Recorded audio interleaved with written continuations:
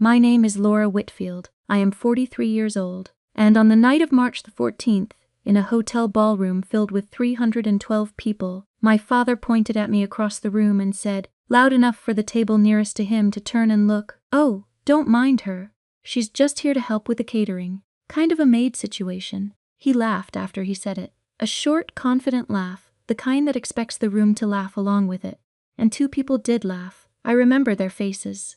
I stood there holding a tray of water glasses, wearing the navy wrap dress I had ironed that morning in my hotel room, and I did not flinch. I did not set the tray down. I did not walk toward him. I smiled the way you smile when you know something the room does not yet know, and I turned and walked slowly toward the bar.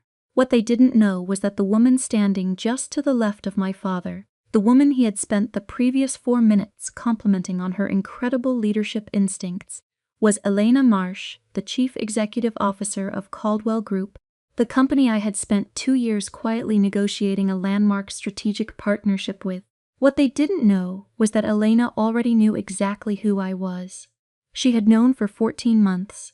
What they didn't know was that the microphone on the podium at the front of that ballroom was going to be handed to me in 47 minutes, and that 312 people, including every senior leader my father had worked alongside for 3 decades, were going to hear my name spoken with a level of professional reverence he had never once given it in 43 years of my life. This is that story. But before I go any further, I want to ask you something. What part of the world are you watching or listening to this from right now? What time is it where you are? I ask because this community stretches further than I ever expected, and I find it genuinely moving that these stories travel the way they do. Drop your location and your local time in the comments below. And if this is the kind of story that speaks to you, if you know what it means to do real work in invisible rooms, please subscribe and like this video. Every person who finds this channel through you helps us keep doing what we do every single day. My father's name is Gerald Whitfield. He is 68 years old, and he spent 31 years as the Regional Director of Operations at Harmon Logistics, a freight and supply chain company headquartered in Columbus, Ohio, with regional offices in Cleveland, Cincinnati, and Indianapolis. He was genuinely good at his work. I say that not because it softens anything, but because I was raised to be honest even about people who have not earned honesty from you through their treatment of you. Gerald Whitfield could walk into a distribution center, spend 45 minutes on the floor with a supervisor, and leave with a written summary of the 3 operational inefficiencies that were costing the facility money. He understood carrier relationships and contract structures and the institutional patience that freight operations require at their most demanding. He was methodical, he was precise. He was also a man who had made a decision, somewhere around the time I turned 12 years old, that the precision and patience he applied so carefully to his professional life did not need to be extended to me in the same measure. My brother's name is Daniel Whitfield. He is 46 years old, 3 years older than me, and he has spent his entire adult life being the person my father built, not simply helped, built, with intention and visible effort, and the full application of whatever networks and contacts and personal capital my father had accumulated over 3 decades in business. Daniel played football in high school. He was a serviceable tight end, not the best player on the team, but he played, and my father attended every game, including the away games in Toledo and Dayton on cold Friday evenings in November, when the stands were sometimes nearly empty. My father drove there anyway. He stood in those stands in his wool coat, and he watched, and afterward he took Daniel to whatever diner was open on the way home and talked to him about the game the entire drive back. I have heard this story many times. Usually Daniel tells it. My father never thinks to correct the implicit suggestion in the telling of it, that this was simply what fathers do. Daniel went to Ohio State University on a partial athletic scholarship. He graduated with the degree in business administration in 2001. In 2003, through a professional contact my father had developed at a Harmon Logistics leadership dinner the previous spring, Daniel entered the company as a junior account manager. He did not get there entirely on his own, and I will not pretend he did, because pretending would require me to ignore the call my father made, the lunch he arranged, the recommendation he personally delivered. By 2009, Daniel was a senior account manager. By 2012, he managed a team of 6. By 2015, he was the director of vendor relations for the entire company.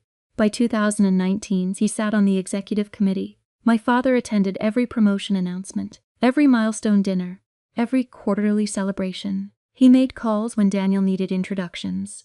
He wrote emails when Daniel needed endorsements. He showed up.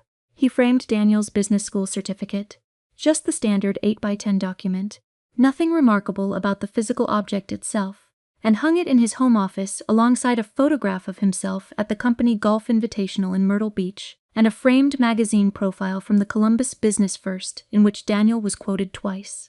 There is no photograph of me in that office. There is no frame with my name on it.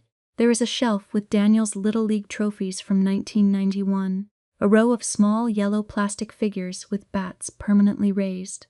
There is the crystal paperweight the company gave my father on his 25th anniversary of service.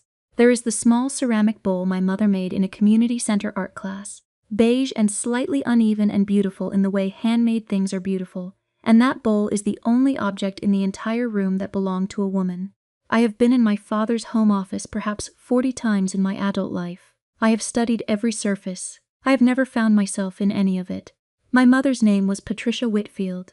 She died on February the 3rd of 2009 from a cardiac event that a cardiologist who reviewed her records several months afterward told me, carefully, she should have survived.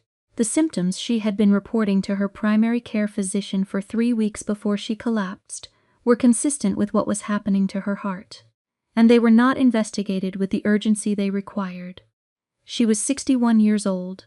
She had spent most of her adult life making space for other people, for my father's professional ambitions, for Daniel's athletic schedule, for the rhythms of a household that organized itself around whoever was loudest in any given week. She did it without complaint and without calling attention to the doing of it, which was something I recognized even as a child as a kind of discipline I wanted to learn. She worked part-time as a bookkeeper for a small printing company in Westerville for 16 years. She kept every client's accounts with the precision of someone who understood that other people's livelihoods lived in the accuracy of her columns. She was also the one person in my life who saw me with complete and undeflected clarity, who looked at the shape of my mind when I was 17 and said plainly that I had a gift for patterns and for systems, that I could look at the way something was organized and immediately understand what was wrong with it and what the correction would require.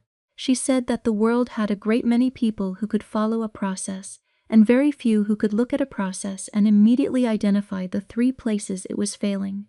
She said I was the second kind and that I should never allow anyone to mistake me for the first. She said I should never let anyone mistake that for something ordinary. She said it more than once. She said it the way people repeat the things they are not certain they will be around to say again, as many times as they wish they could. I went to Indiana University on a merit scholarship, which I applied for on my own because my father was occupied with Daniel's college applications during the fall of my senior year of high school and never once asked me what my plans were. I graduated in 2001 with a degree in operations management and a minor in economics.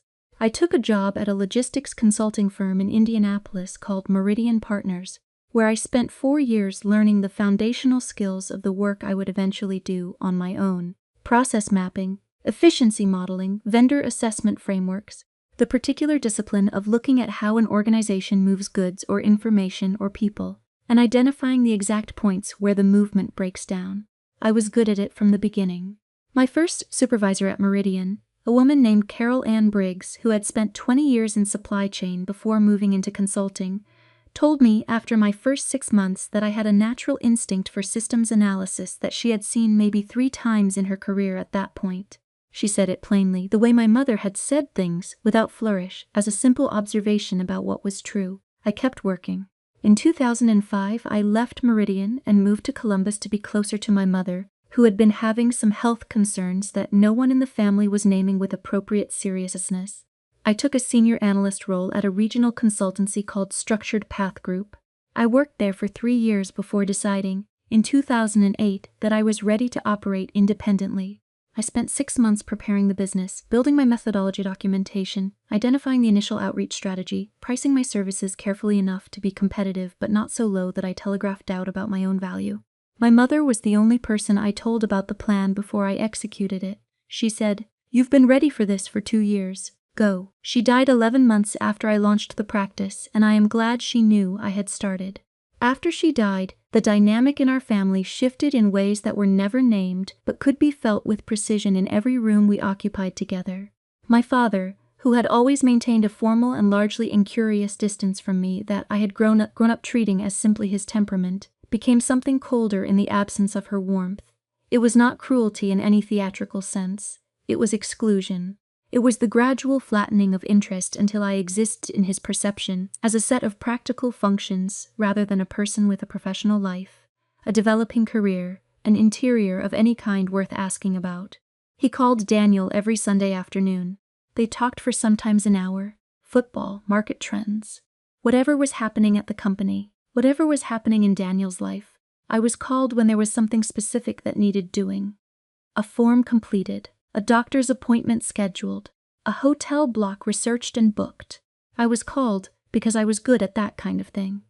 That was the whole of the category, and I understood it clearly by the time I turned 30. I have 3 specific memories that I return to when I need to remember what I was working against, and why the decision I made in September of 2020 was not petty or impulsive, but simply accurate. A decision to make sure that the room eventually understood what was true. The first memory is Thanksgiving of 2011. I had just completed my first full year running my own consulting practice from scratch. It was modest, 4 clients, all small and mid-sized businesses needing help identifying the operational inefficiencies that were quietly bleeding their margins without anyone having the framework to name them.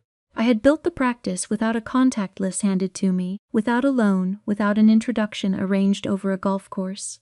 I built it in a 1-bedroom apartment in Worthington, Ohio, at a second-hand desk I had bought for $40 at an estate sale, with a laptop I had owned since graduate school, and the discipline of someone who had understood from a very young age that no one was coming to pull out her chair. At Thanksgiving dinner that year, between the sweet potatoes and the moment my Aunt Carol began talking about her cruise, I mentioned it. I said, "I hit $60,000 in revenue this year." My father looked at me for exactly 1 second. Then he turned to Daniel and said, "Danny, remind me, what was your bonus this quarter?" Daniel told him the number. My father said, "That's more like it." He did not look back at me. I picked up my fork and finished my meal. I have finished a great many meals that way over the course of my adult life. The second memory is from June of 2015. I had just signed my largest client at that point, a regional manufacturing company called Breckenridge Parts, based in Akron, Ohio, worth $180,000 in annual consulting fees. It was the day I understood with certainty that what I had been building was real, that it had crossed the line between aspiration and established fact. I called my father because I wanted to share it with someone who might, in some version of our relationship that ran parallel to the actual one, have been proud. I told him the company name, the contract value, the scope of the engagement, and what it would require. He listened to all of it without interrupting. Then he was quiet for a moment. Then he said, "Is it stable?" Consulting is a risky business for a woman on her own. I told him it was very stable, that the contract was 18 months with renewal options already discussed. He said, "Good. Just be careful. Have you talked to Daniel lately? He just got promoted and we're doing dinner Saturday to celebrate. You can come if you want." I thanked him for the invitation. I said I might not make it. I did not go. The third memory is the phone call from September of 2020, and this is the one that changed everything. My father called on a Tuesday afternoon. He said he needed my help with something. His retirement gala was being organized by Harmon for the following March, and the company's event team was handling the venue and the formal program and the catering. But someone needed to manage the family logistics side. 12 extended family members arriving from Michigan and Pennsylvania. Hotels to book, airport transportation to arrange, dietary restrictions to communicate in advance, welcome materials to prepare and send. He said, "You're good at that kind of thing." He meant it as a neutral observation about a specific and limited aptitude, a tool identified for a job. I understood that. I received it without objection. And in the 3 or 4 seconds after I agreed to help, a decision formed in me that was so quiet I almost didn't recognize it as a decision at all. It felt more like a physical settling, a straightening of something that had been slightly misaligned for a very long time. I thought, I will help him. I will do it completely and well, and I will make sure that when that night arrives, The room sees what is true. What I did not tell my father on that call, or in any of the 17 planning calls and 43 emails that followed across the next 8 months, was that Harmon Logistics had been sitting in an active project folder on my computer for over a year before he picked up the phone. In the fall of 2019, Elena Marsh had retained me to develop the operational integration framework for Caldwell Group's assessment of potential Midwest freight partnerships. Caldwell had spent 18 months studying the regional landscape. They had identified 4 candidate companies. Harmon Logistics was one of them. I had been 3 months into the engagement when I realized that the company at its center was the same company where my father had worked for nearly 3 decades. I sat with that information carefully for several weeks before deciding what, if anything, to do differently. What I decided was this: I would continue the Caldwell work because it was serious professional engagement and I had been hired for my expertise, not for my family history. I would continue planning the gala because my father had asked, and because I was genuinely capable of it. And I would not artificially manufacture the intersection of those two things, because the intersection already existed, and it would become visible on its own when the time came. The Caldwell engagement required 14 months of the most technically demanding work I had done to that point in my career. I was building a framework from the ground up, a model that would allow Caldwell's executive team to evaluate not just whether a partnership with Harmon was financially viable, but whether the operational cultures of the two organizations could genuinely integrate without friction. That is a harder question than the financial one. Financial compatibility can be modeled with numbers. Cultural and operational compatibility requires you to understand how an organization actually functions on a Wednesday at 3 in the afternoon, when something has gone wrong with a carrier and 3 clients are calling simultaneously. It requires you to understand the informal chains of decision-making, the gaps between the organizational chart and the actual flow of authority, the systems that are documented, and the shadow systems that everyone uses and no one has written down. To build this kind of framework, I spent 4 months studying Harmon's publicly available operational records, their carrier partnership announcements, their regional capacity expansion timelines, their logistics performance data across the previous 6 years. I built interviews into the process, not at Harmon, where I had no official access, but at carriers and vendors who had worked with Harmon over the years, and who could speak to the company's operational culture from the outside. What I assembled was a detailed, accurate, and genuinely useful picture of a company that my father had spent 31 years building from the inside, and that I had reconstructed entirely from the public record and per professional testimony, without his knowledge and without his help. I found that gratifying in a way that I did not try to analyze too closely at the time. Elena Marsh was exacting in her expectations and generous in her professional respect, which is the ideal combination in a client. She challenged the framework at every review session, not to find fault but to stress test it, to make sure that what we were presenting to Harmon's executive committee was rigorous enough to survive the kind of scrutiny that a $2.4 million agreement would attract. We revised the framework 3 times over the 14 months. Each revision made it stronger. By the time we were finished, I could defend any number in it, any assumption, any projection. I knew the work completely. That is the only way I ever approach a room. Between January and March of 2021, I lived in 2 parallel worlds simultaneously and managed both with identical care. On one side, the Caldwell work, the final review sessions with Elena's team in which we stress-tested the partnership framework against every scenario Harmon's competitors might respond with, the preparation of the presentation I would deliver to the executive committee. On the other side, the gala planning, the van confirmation calls, the seating chart revisions, the careful email to my cousin David's wife, reminding her that any dish containing soy sauce at the dinner table needed to go through me first. I moved between these 2 worlds in the same week, sometimes in the same day, and I told no one about their adjacency, because there was no reason to. Each thing was simply a thing that needed to be done well, and I did both of them well. In January of 2021, Caldwell Group formally delivered its partnership proposal to Harmon Logistics. The structure was a strategic operational alliance, not an acquisition, not a merger, built around resource sharing and preferential client referrals, valued at a projected $2.4 million to Harmon in annual benefit over the first 3 contract years. On the 9th of February, Elena asked me to present the operational framework component to Harmon's executive committee. I drove to Columbus. I sat in the conference room on the 14th floor of a building my father had entered 5 days a week for 31 years. I presented the framework I had spent 14 months building. The committee asked 11 questions. I answered all 11 without consulting a single note. On the 18th of February, the committee voted to approve the partnership. My father was not on the executive committee. He was in the ceremonial final phase of his tenure, attending tribute lunches, transferring institutional knowledge, stepping back from the rooms where decisions were made. He had no knowledge of the February 9th session. He had no knowledge of the approval vote. He did not know that his daughter had sat in that building and presented analysis that would define the company's next decade. He did not know because he had never asked. The gala planning ran its course with the same precision I applied to the Caldwell work, because I gave it the same seriousness. My father allocated $4,000 for the family coordination side. I managed it to $2,860.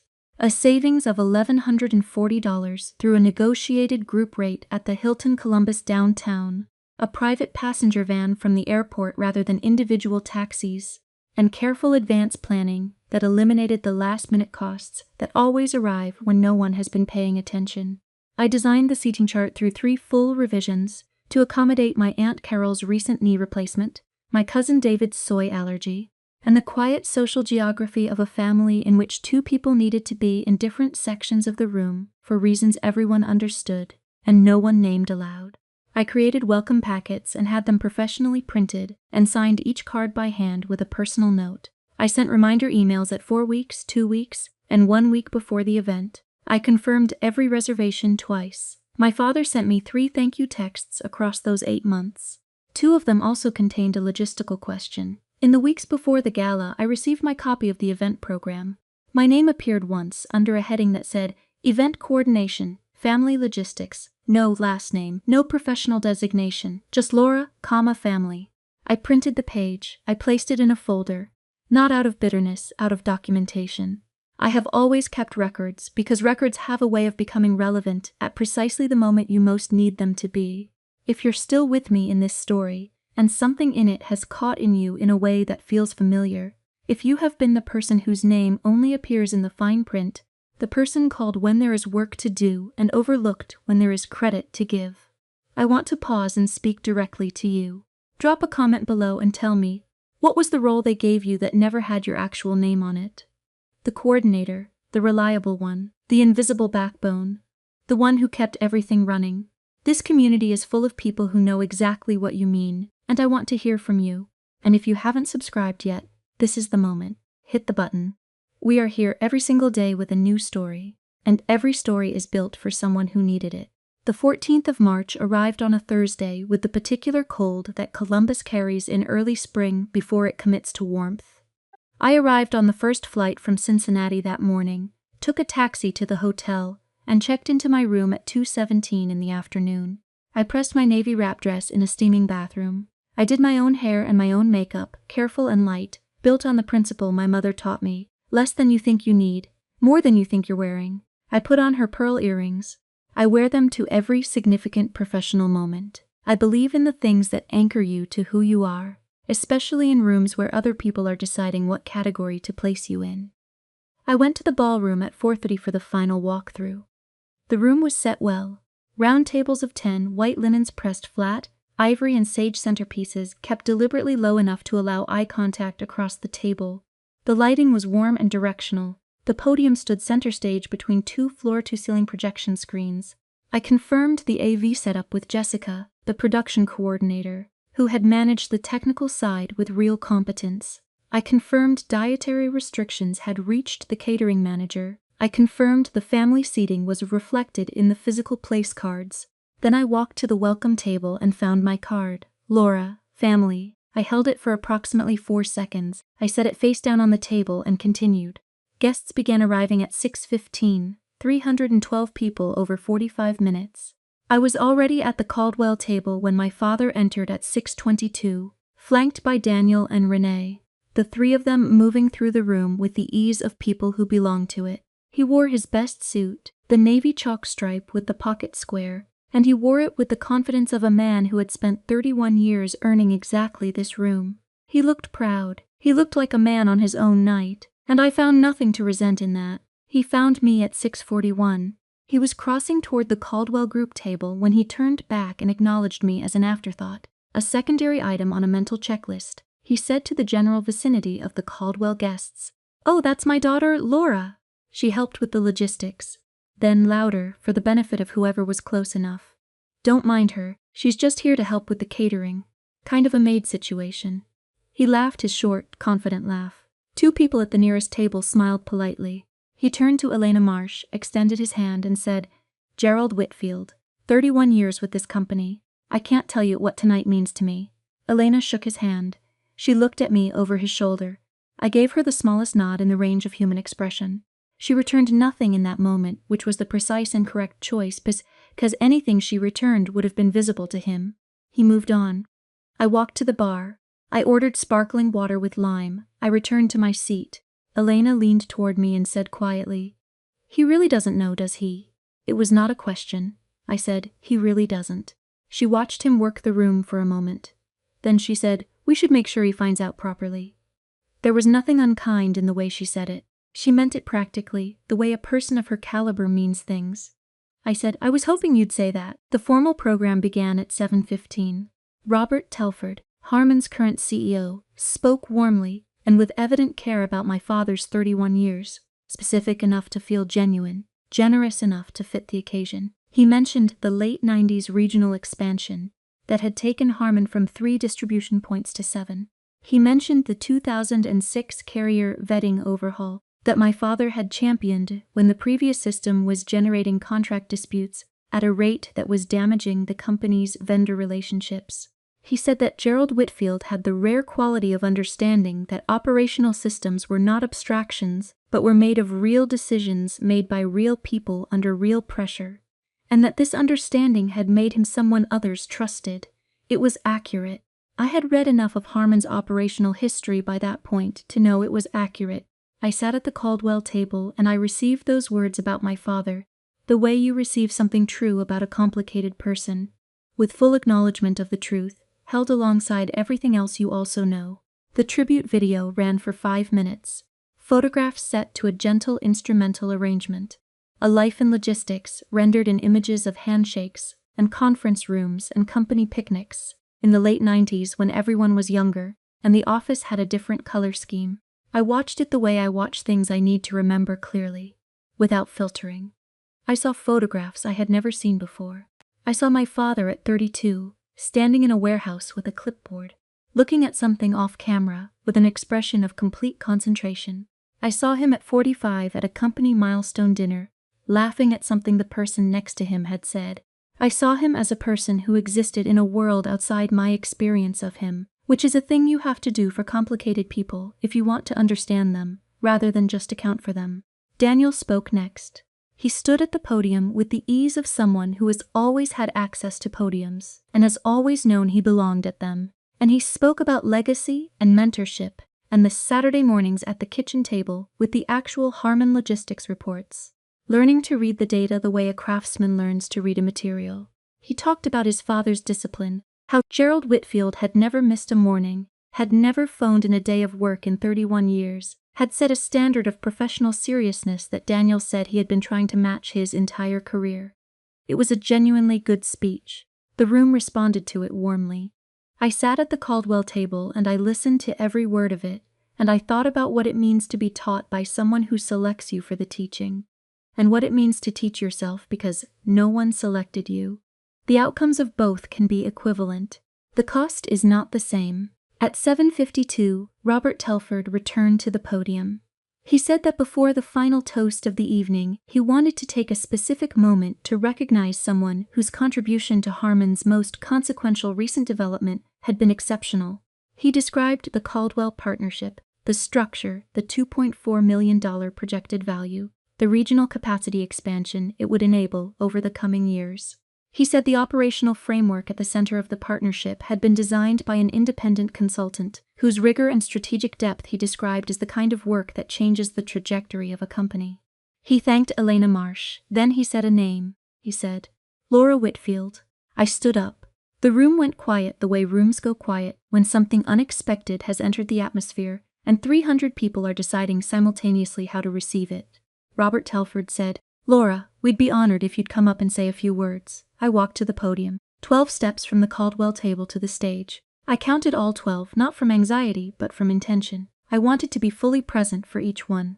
I wanted to know later that I had felt the floor under my heels and the distance closing, that I had not floated through the moment, but had walked through it with complete awareness. I stood at the microphone and looked at the room. 312 people looked back. I found my father's face in the third row. He was staring at me with an expression I had never seen him wear in 43 years. Not embarrassment, not yet. It was the expression of a man engaged in very rapid, very private recalculation, trying to reconcile the category he had assigned a person with the category the room was now assigning her, and finding that the two did not align. I spoke for 4 minutes and 18 seconds, without notes. I have never needed notes for work I have actually done. I said, Thank you, Robert. I want to start by saying that Harmon Logistics is exactly the kind of organization that a partnership framework like this one works for, because the operational culture here is genuinely strong. My role was not to repair anything. My role was to translate what Harmon already was into a language that a $2.4 million agreement could be built on. The strength was already here. I helped make it visible in the right room at the right time. I'm grateful to Elena and the entire Caldwell team for being the kind of partners who make rigorous work feel worthwhile. I paused, not for effect, but because what came next required the pause. I also want to say something personal, if the room will allow it. I grew up in a family shaped by this company. I grew up watching my father give 31 years of his professional life to an institution he believed in. What I took from that, from watching someone build something with patience and with consistency over decades, is that the most important work is often done in rooms that no one is watching. It doesn't always get a speech at the end of it. It doesn't always get its name on the program. But it holds everything else up. It is the scaffolding that other people's visibility is built on. I have tried to practice that kind of work. I believe in it. And I am proud to have done some of it here. I held my father's gaze when I said the last line, not to perform the moment, not to let the room read what it meant between us. I held his gaze because he was the person I was speaking to, and because I had spent 43 years wanting to be seen clearly by him, and because the most honest thing I could do was look directly at him and mean every word. The applause began at the Caldwell table and spread outward across the room in 4 seconds. Elena Marsh stood. 5 or 6 people at surrounding tables followed.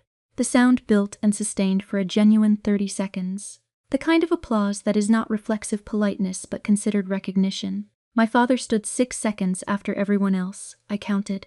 He stood the way a person stands when the ground has shifted beneath them, and they have not yet found where solid footing begins again. But they know they must be upright. Daniel looked at Renee. She touched his arm lightly. I watched it without making the watching visible. I stepped down from the podium. Robert Telford shook my hand with both of his. I returned to the Caldwell table. Elena nodded at me across the room. One small, complete nod, the kind that functions as a period at the end of something that has been a very long time in the writing. I sat down. I finished my sparkling water. The final toast happened. Dessert was cleared. The room filled again with the sound of 312 people quietly recalibrating, redistributing their understanding of who had been in the room all evening, and in what capacity, and with what history behind her. My father found me at 9:18, near the exit, while I was confirming the van pickup for the Michigan relatives the following morning. He came alone. He walked with a deliberateness that told me he had thought about what he was going to say before he came over. But the thinking had not resolved into certainty by the time he arrived. He stopped 2 feet from me. He said, I didn't know. I said, I know. He said, you could have told me. I considered that for a moment before answering, because I wanted to be precise and I wanted to be fair. I said, when was the last time you asked me what I was working on? He looked away briefly, at the remains of the dessert service on the nearest table at his hands, at the middle distance. Then back at me. He said quietly, I suppose I haven't. I said, no, you haven't. He said, Laura. And then he stopped. There are men who reach their late 60s having never been required to find the words that come after the name of a daughter they have failed, and finding them in a hotel ballroom at 9:18 in the evening is not a small thing to ask. I gave him the silence. I waited, because I had spent a lifetime being patient and I had a few more minutes of it available. He said, "I'm sorry for what I said earlier, the Maid thing." "That was," I said clearly and without cruelty. "It was the third time, in front of a professional contact. Just so you know," he looked at me, the arithmetic, slower now, 3 times. "Yes," he said, "I'm sorry." 2 words, I received them without inflating them into something they could not yet support, and without dismissing them into nothing. I said, "Thank you for saying that. I meant it exactly as it sounded, not more, not weighted with anything beyond the plain meaning of the sentence." What came in the months that followed was slower and more genuine than any version of it I had allowed myself to imagine. My father called me on a Sunday in April. This had not happened in my adult life. Not my father, not on a Sunday, not to ask about my work. He asked how the Caldwell engagement was progressing. He asked a follow-up question about the operational integration timeline. We talked for 22 minutes. I noticed afterward that he had not once asked me to do something for him during that call. That was new, and I noticed it carefully. He called again in May. He asked about the Breckenridge engagement. He had apparently written something down during our April call, and he wanted to know how it had ultimately resolved. I told him it had been renewed twice, and that the client had referred me to 2 other companies in their network. He was quiet for a moment. Then he said, "You've been building something serious for a long time." I said, "Yes, I had." He said, "I should have been paying attention." I said, "Yes, you should have." He did not deflect, he did not qualify. He simply received it, and that was something I had not expected. In June we talked for 38 minutes. He asked about my pricing methodology, how I structured fees for a complex multi-phase engagement like the Caldwell work. I walked him through the logic, and he asked intelligent, specific questions, the kind a person asks when they genuinely understand operational work. I realized, sitting there on the phone with him, that we could have been having these conversations for 20 years. We simply hadn't, because he had never thought to ask. By July, the Sunday call was a regular thing, the way his calls to Daniel had always been, and we talked about what I was working on and sometimes, carefully, about my mother. He told me in August that she had always spoken about me to him with a pride he had not known how to mirror. He said, "I think I was threatened by the way she saw you. I don't know exactly why, but I think that's true." I sat with that for a long time. It was the most honest thing he had ever said to me. I thanked him for saying it, and I meant the thanks completely. Daniel called me in April. He said, "I want to be honest. I knew he treated you differently. I didn't know how consistent it was, how long it had been. I should have said something years ago and I didn't, and I want you to know that's on me." I thanked him. I told him the reckoning wasn't his to carry, that the weight of it belonged where it belonged, but that I heard what he was saying and I was glad he said it. He said, "What you built is extraordinary." I thanked him for that too. I meant both. The Caldwell partnership entered its operational phase in June of 2021. By October, Harman's regional routing capacity had expanded by 31%. 6 new carrier relationships had been established through the Caldwell referral network. Robert Telford sent a note at year's end saying the partnership had exceeded its first-year projections by a margin that surprised even him. Elena Marsh sent a handwritten card. It said, "You built something real. The quiet ones always do." I kept it. I keep the things that tell the truth plainly, because they are rarer than they should be. I have thought carefully, across many months, about what I want to say about all of this. I do not want to tell you a story about winning. I don't believe this was about winning. Winning is a word that belongs to competitions with clear rules and visible scoreboards, and what I spent 14 years doing was not a competition. It was a life. It was the slow and sometimes very lonely construction of something real in the complete absence of the parental belief that it was possible, built from whatever material was available to me, with tools I developed entirely on my own, in rooms where my name was never on the wall. It cost things I cannot fully inventory and will not pretend to minimize. There are years of it, there are specific dinners, there are phone calls that never came, and a shelf with no photograph of me on it, and I do not know whether that shelf has changed, and I have decided not to ask yet, because some things require more time before the question becomes the right question to ask. I also want to say something that might surprise you. I do not think my father is a villain in this story. He is a man who was handed a very particular set of ideas about what daughters are for and what they are capable of, And he carried those ideas without questioning them for 68 years, and the cost of that carrying was paid almost entirely by me. That is not a small thing. But the word villain implies a person who knows they are causing damage and continues because the damage is useful to them. I do not believe my father knew. I believe he had a model of what a daughter was supposed to want and to be, and that I fell so completely outside that model that he simply did not have a category for me. He did not know how to see what I was building because no one had ever taught him to look for it. That is not an excuse. It is a description. And I have learned, in the time since that gala, that descriptions and accountability can share a sentence without canceling each other out. What I will tell you, without any hesitation, is this. The work was real whether or not he was watching. The $60,000 in 2011 was real when no one in my family acknowledged it at that Thanksgiving table. The Breckenridge contract was real when the dinners celebrating it never happened. The 14 months of Caldwell framework building were real when they sat in a folder with my name on it that no one who loved me had ever thought to open. The partnership was real before the microphone was handed to me. None of it required his acknowledgement to exist. The value of the work does not live in whether the right person has noticed it yet. It already exists in the work itself. It is already there. The room catches up eventually. And when it does, you do not need to say a single word that isn't already fully contained in the evidence you have been quietly and patiently assembling, day by day, in the rooms where no one thought to look. If you are someone who is building in silence right now, who holds something together invisibly, whose name appears only in the footnotes, who has sat at tables where your accomplishments were not the subject of the conversation, I want to say this directly to you, and I want you to hear it. What you are constructing is real. The invisible architecture is the architecture that holds. The foundation that no one sees is still the foundation. Keep your records, keep your composure, keep your count, keep building in the rooms where no one is watching, because those rooms are exactly where the most durable things get made. The room will catch up, and when it does, you will be ready, because you have been ready for a long time.